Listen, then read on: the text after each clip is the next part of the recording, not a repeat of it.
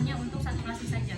Untuk nadi kalian tetap periksa yang manual, karena kalau pakai oximetry yang kalian ketahui hanya frekuensinya saja tanpa mengetahui amplitudo dan irama. Sementara yang namanya pemeriksaan nadi itu harus ada 3 yang diperiksa, frekuensi, amplitudo, dan iramanya harus diperiksa. Jadi kalian harus benar-benar periksanya manual, tidak boleh menggunakan alat. Oke, kemudian setelah itu pada saat kalian periksa di sini tensi sekalian dengan suhu, jangan suhu tensi itu digabungkan dua-duanya bareng. Jadi kalian pasang ini langsung pasang suhu, jadi nanti selesai dua-duanya selesai. Itu dua tindakan dalam satu kali kegiatan gitu ya. Oke, kita mulai periksa dari ujung rambut.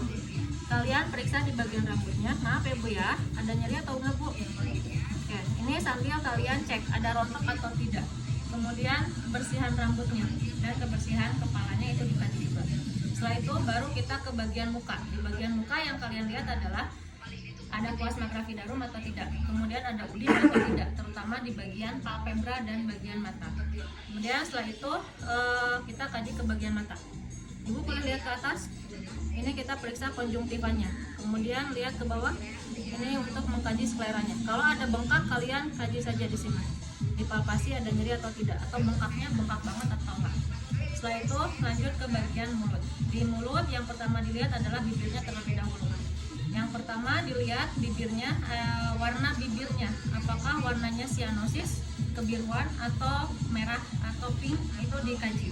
Kemudian apakah bibirnya lembab atau kering, itu juga dikaji. Kemudian kita minta pasien untuk membuka mulut, boleh dibuka mulutnya Bu. Oke, ini kita kaji bagian mulut. Yang pertama kita lihat adalah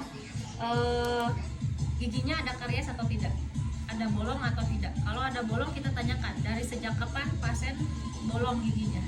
Kemudian kebersihan bagian mulutnya dan ada karies ada stomatitis atau tidak, ada luka atau enggak di sekitar mulutnya.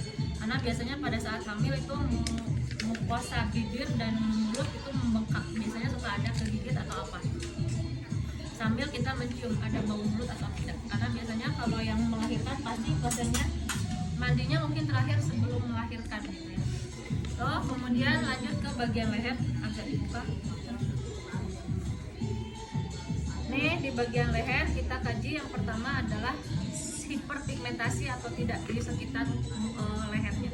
Kemudian kita palpasi untuk mengetahui kelenjar getah benihnya ada pembengkakan atau tidak. Dari mulai ujung atau di belakang telinga sampai ke dagu, ke leher, sampai ke bagian bawah clavicula. Jadi kalian kaji benar-benar. Kemudian minta pasiennya untuk menelan.